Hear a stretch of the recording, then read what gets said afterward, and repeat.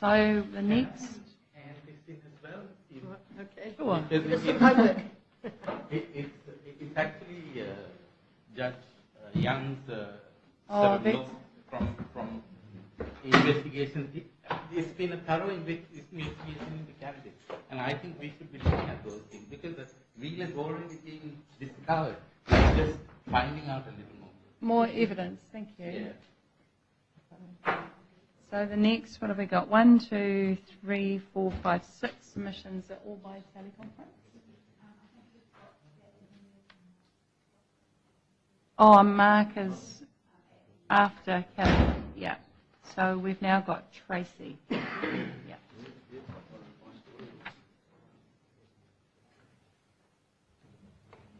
Write your own specific seat within a regulatory campaign.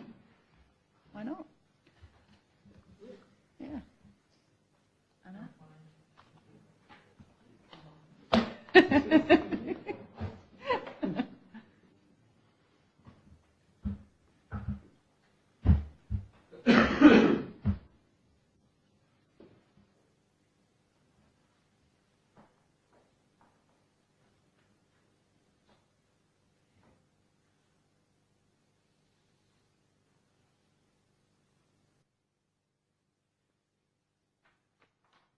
Is that me you're trying to ring? You said you're Tracey? Oh, are you here? I'm here. Tracey? Yes. Oh, I said I'd we've got you listed as a teleconference. Oh, sorry. Something's going on here. Sorry, I said that if I couldn't come because of Grace's health, then I'd let you guys know. But I'm here. Thank you. Sorry. So we're in your hands. Thank you. Good afternoon. Thank you for the opportunity to come and speak to you today. My name's Tracey, and my daughter Grace has been prescribed medical cannabis since November 2015. As you'll be aware from my submission, Grace has a severe chronic condition as a result of an encephalitis or an inflammation of her brain when she was 10. She's just celebrated her 16th birthday in March, which means that she has endured nearly 6 years of what can only be described as a living hell. Excuse me. Since beginning medical cannabis in 2015, Grace has experienced great improvements in her motor skills, her epilepsy and her dystonia. 3 months after beginning medical cannabis, she regained her ability to speak. And Grace has been, cannabis has become a really valuable tool alongside her other treatments. Some medications we've been able to wean away completely, and other medications we've been able to reduce. As far as the regulatory framework is concerned, medical cannabis in New Zealand needs to be affordable. I've been told by Grace's specialists that Pharmac will not be subsidising these medications. She has been prescribed 2 different products. One is Sativex, which is taken as an oral spray, and that costs us $1,100 for 3 bottles, which, depending on the dosage that she needs, can last anywhere from 4 to 6 weeks. Lately, she has been using Tilray oil, which is also taken orally, and that is at a cost of $902 for 3 bottles, which at her current dosage lasts us 25 days. Unfortunately, at the moment, her dose is presently higher as her 3 monthly Botox injections that she needs in her neck, her back, her arms, her legs, her thumbs are 3 months late. So at the moment, she's in a great deal of distress and very stiff, and so I've had to go up on the medication. We're only able to afford the medication due to the generosity of the public. I have had to leave my job as a registered nurse when Grace became ill in 2012 to become her full-time carer. And now I am a single parent, so I'm on a supported living benefit as Grace's carer. So the cost of these products is prohibitive, and we're just very lucky that we have been given money through fundraising, and latterly some temporary additional support from WINS has helped towards the cost. I have to reapply for that every 3 months, which is quite stressful. You're always thinking about how much money have I got left. I mean, if we'd tried it for Grace and it hadn't worked, that would be fine, but it has worked and it's been incredible, and it's not something I can deny her. So for us, it's important that it's made affordable. Alternatively, making our own medicine until New Zealand has an affordable medicinal cannabis scheme in place. Realistically, that's possibly, 2-3 years away. I don't know. But until that happens, we need to be able to have that viable option.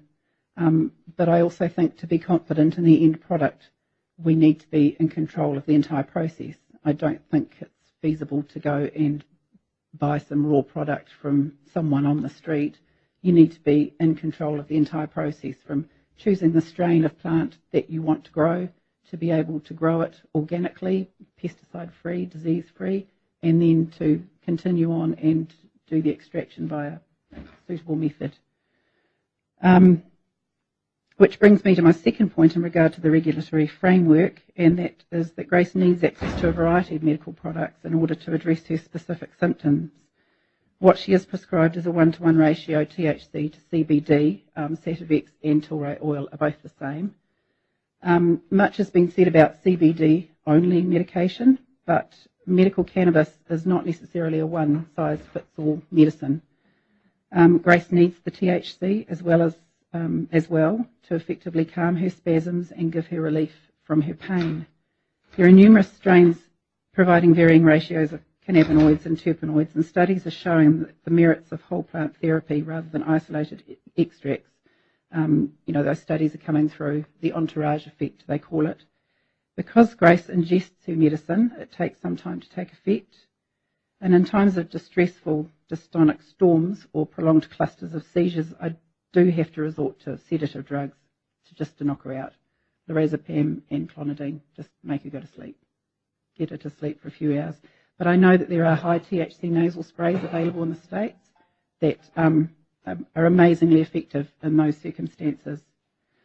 My final point in regard to the statutory defence is that will be granted to the terminally ill is that my daughter is classified as palliative, but she isn't at this point dying, and to make the prediction that she will die within the next 12 months is impossible. I would like, therefore, to see those with debilitating and severe health conditions to be included, and that would also extend to carers and family that might need to provide medication for them. There also needs to be a provision made for patients to grow the plants they need, or to nominate a grower if they are unable to do so themselves. Realistically, as I said before, a local New Zealand scheme will still be years away, and in the meantime, patients need to be able to medicate safely if unable to pay for the prohibitively expensive imported products. So, again, I thank you for the opportunity to come and speak to you today. Thank you, Tracey. Any Can questions? I ask, no one actually has highlighted the palliative. I mean, we've focused on terminal, but actually, I think palliative has got a particular connotation about, managing people kind of in a stage of chronic condition. Yes. So what? Can you just talk me through that definition and how your daughter meets that definition? She will not get better.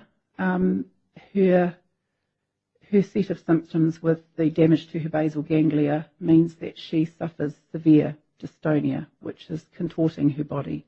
She has been a very, very extreme case. And as I mentioned in my submission, she's had numerous interventions for that. She's had deep brain stimulation. She's got an intrathecal baclofen pump running, which we have been able to reduce the dose of since using cannabis products.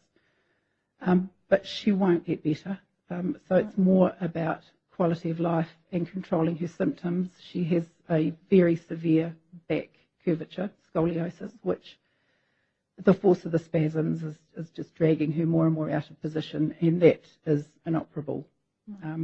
So long-term, medicinal cannabis is going to be very important in providing her with pain relief, to enable her to sit in her chair for a period of time, to enable her to sit in the chair long enough to go in the van and go for a drive or go to school for the 3 hours that she currently can manage.